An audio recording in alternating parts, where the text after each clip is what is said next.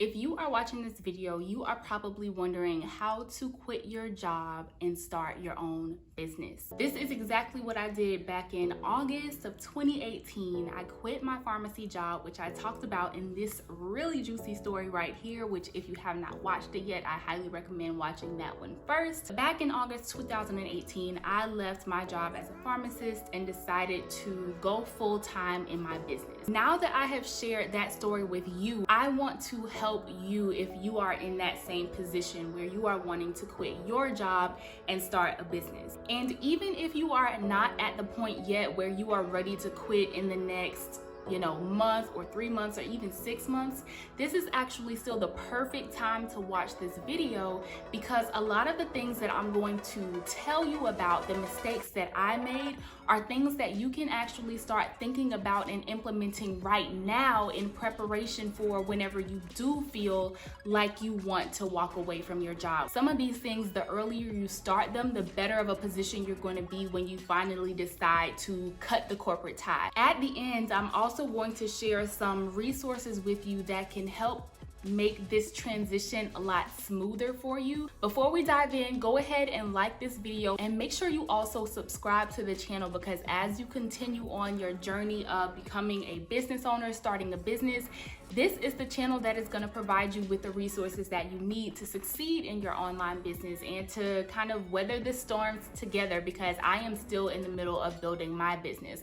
I am not like a business coach who teaches this. I am literally just sharing what I learned along the way so that you can learn from my mistakes and we can grow in this online business journey together. Tip number one, if you are employed right now and you have a job that offers you health insurance, and if at that job, one of your options for health insurance involves an HSA, which is a health savings account, my suggestion, if it works for you, is to get an HSA and hoard money in it. A health savings account is associated with a high deductible health plan. So that's why I said you have to see if this is right for you.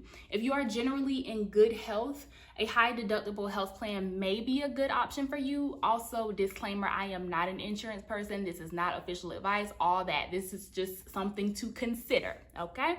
But if you are in good health, you might be a good candidate for a high deductible health plan because you don't use a lot of health services. So you're not going to have to come out of pocket a whole lot because you don't go to the doctor very often. You don't fill prescriptions regularly, etc., etc. If you do have health conditions where you are going to get healthcare services a lot, you might need to think about whether a high deductible health plan works for you. But one of the great benefits of a high deductible health plan is that a lot of them come with the option of having an HSA, an account where you can contribute money and your employer has the option of contributing money. And the money that you contribute comes out before taxes come out of your paycheck. It comes from your gross pay. So say you get paid $3,000 twice a month, right? Your paycheck, though, is not necessarily going to have $3,000 in it. Maybe it has $2,000 in it. And so what you are bringing home is $2,000. But if you choose to have money taken out of your gross pay, that means that that money comes from that $3,000 and goes into your health savings account. So the money that you're putting in your HSA is not getting taxed. And if you use the money in your HSA on covered medical expenses, it won't be taxed then either. So basically, you are using your money pre-taxes to pay for your healthcare expenses. That's the benefit of it. It's called a tax advantaged account. Now, if you take that HSA money and you spend it on something that is not a medical expense or like not a covered medical expense, you are going to be taxed on it a lot and there's going to be penalty. So you got to make sure that you're using the money for medical expenses. But the reason I recommend doing this, signing up for this account while you still have access to it through your employer, is because this is an account that you own. It's portable, meaning that if you move to another job or if you quit your job and become self-employed, you own that account, so you can take it and the money with you, the money you contributed and the money your employer contributed. You can take it with you and you can use it for as long as you want on your medical expenses. So I still have ownership of an HSA that I set up with a job 3 to 4 years ago. I'm still using that money in that account to pay for medical expenses tax free. That is going to be really important for you as a business owner because, as you know, healthcare costs are high, and we're going to talk more about healthcare in a second.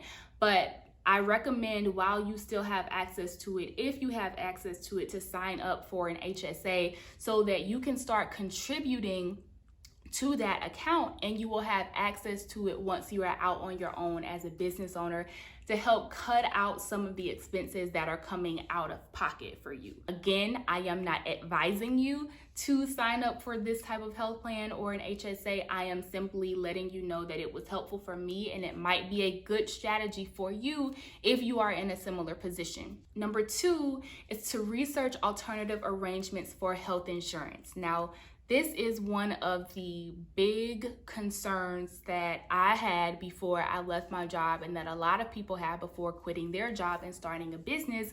It's, what in the world am I going to do about health insurance? A lot of people have employer-sponsored health insurance, and so when we are no longer employed, we lose access to that insurance unless you're going to file for COBRA, which costs a whole lot of money. The insurance plans in the healthcare marketplace, by the way, I'm in the USA, so I'm talking about the US healthcare system. If you are looking at the marketplace, those plans are dumb expensive as well. And so what do you do about health insurance as a business owner? If you are married and your spouse has access to health insurance, it is an option that when you are no longer employed, that you can hop on to your spouse's health insurance. I know that's not everyone's situation, but if you are in that situation, know that that is an option for you. Now, for me, for various reasons, I chose not to get onto my partner's health insurance because I didn't want to be on that specific type of plan. What do you do about health insurance without hopping onto your spouse's and without having to pay the high prices in the marketplace? What I found out was that there are entities called health shares that are very similar to health insurance, but they are not actual health insurance. They are much more affordable, and they are structured sort of like health insurance payments are. For example, there is kind of something that's the equivalent of a premium. There is something that's kind of like the equivalent of a deductible. But basically, the way that a health share works is the money that is used in the health share to pay medical claims comes from the people who are in the health share. So say, for example, there's a health share and I'm in it, you're in it, and 8 other people are in it, so there's 10 people in it. We can all submit our medical claims for services that are covered by that health share. And based on our monthly contributions, that's like the premium that I was talking about. Based on like our monthly premiums, we have this huge pool of money that we then use to pay people's medical claims when they are submitted to the health share. So it's kind of like a more community-based form of health insurance, though it is not health insurance, and they cannot call themselves health insurance because they're not health insurance. The health shares that I am familiar with, for example, Liberty Health Share is one of them. They are associated with religious organizations. So there are going to be some types of services that are not included under the health share, that are not covered by the health share. And so that is a personal, that's a personal decision that you got to do some research on and figure out whether that is or is not a good fit for you. But the great thing about the health share is that it is so much more affordable than paying out of pocket for health insurance.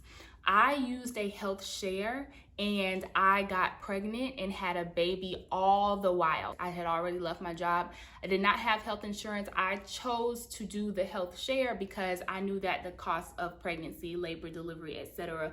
were covered under that health share. And I was nervous as heck because I was like, I don't know if this is actually gonna work. Like, I don't know much about health shares, but it worked beautifully and I had no issues with it. And I saved a lot of money. So when you are researching your health insurance options, if you have a spouse who has access to health insurance, you can consider getting on their plan. You can also look into health shares if you are not interested in paying the high prices that are available on the health insurance marketplace. The health shares do have individual and family plans. So if you already have children and you have to consider what to do about them as far as health insurance goes too, know that there are family options through the health shares. At least through Liberty Health Share, there is a family option. Number 3, you want to think about life insurance and disability insurance, especially if you are a parent who is considering quitting their job and starting a business. Now, this is something that I did not do as well as I should have. I did not have a good plan for what I was going to do about life insurance and disability insurance. I had some level of insurance through my job, and so it wasn't something that I thought about that very much. But when I quit, my son was 2 years old, and so that was something that I should have been much more attuned to and had come up with a plan for how I was going to navigate that being self-employed. Now, a couple years later, I've got that under control, but that's something that you want to look into before you quit if you are in a position life-wise where life and disability insurance are really important. The reason that I'm saying to think about this now is because you're going to have to factor all of these things into your monthly expenses. So in order to know how much money you need to be bringing in a month from your business, you have to calculate your monthly expenses. And so by thinking about life insurance, disability, health insurance, etc., you're able to calculate a more realistic number so that you can save enough money to have your emergency fund, so that you can know how much money you need to be bringing in from your business to cover your expenses and then exceed your expenses. So you want to make sure that you think about things like life insurance, disability insurance, any other type of insurance that might be relevant for you. Think about all of that beforehand. Which brings us to number 4, which is to figure out your monthly expenses and reverse engineer a plan to generate 3 to 9 months of savings according to those monthly expenses. So whether you veer towards the 3 or the 9 end of the spectrum, that's going to depend on your personal situation, your level of tolerance for risk, your other savings, your monthly number. That's going to be a personal decision, but my recommendation is no less than 3 months of living expenses. And the more the better, because life happens. This monthly number, you are going to take into account all of your monthly expenses and also all of the non-monthly expenses that you have. So if there is like a premium that you are paying on an annual basis, or something like car insurance that you're paying twice a year, you also want to calculate those true expenses in as well. Also, remember to include the stuff that we don't immediately think about, like life insurance, disability insurance, things like that. Number 5 is to invest in a business coach. And I highly recommend investing in a business coach as soon as possible, especially if you are planning on quitting your job to start a business. A business coach is going to help you navigate the business landscape, especially if you are new to entrepreneurship or starting a business, and they will help you avoid making some of the common mistakes that you don't even know are potential pitfalls for you. So when you're going into it, there's a lot that you don't know, and you don't even know that you don't know it until you get there. And the value of a business coach is they can help you foresee some of those issues you might run into and create solutions to get around them before you even run into them. My business coach, as you know, if you've been around the Multi-Passionate Meg for any length of time, is Jerisha Hawk, and she specializes in helping people take their knowledge and expertise and package them into high-ticket services. So if you are a service-based entrepreneur, meaning you provide a service in exchange for money, I highly recommend a service-minded coach such as Jerisha Hawk. Or there are other service-based business coaches out there. But Jerisha and I did an interview on my channel where she talked about her process for helping people develop their 6-figure businesses from scratch. Even if you are not a service-based business owner, I highly recommend finding a business coach that meets your needs and what you are looking to do in your business. Which brings me to number 6. Speaking of having someone to hold your hand, You really need to know exactly who is in your support system before you quit your job to start a business, and you need to be able to lean on them for encouragement, but not just encouragement, also for accountability. It can be really challenging to quit your job, right? It takes a lot of courage.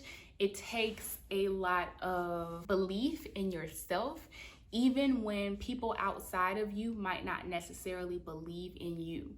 And as much as we like to think that we don't care what people think, we actually really do. Like, that's human nature. And so you need to have a circle of people who can provide you with the support you need when you cannot provide that support for yourself. And in a lot of cases, I'm thinking about like emotional support. When you're feeling like, man, I can't do this. I said I wanted to do this. I've been working for this, but maybe I'm doing the wrong thing, or maybe I shouldn't quit. And that's not to say that if you're having doubts that you shouldn't actually consider those doubts and to look into it, but it's to say that it's helpful to have somebody who is not you, who can help you talk through those ideas. So whether it's a spouse, whether it's a best friend, a business best friend that you met online, a therapist, a business coach, having someone who you trust and who you know is going to give you real shit, like who is not going to beat around the bush, is really, really important to offer that support to you, and also to hold you accountable to the things that you are supposed to be doing. Now, I have some resources for you that I think are going to be really helpful in helping you plan for the process of quitting your job and starting a business. The first is that interview that I mentioned with Jerisha Hawk, who is a high-ticket sales coach for service-based business owners. She's going to talk you through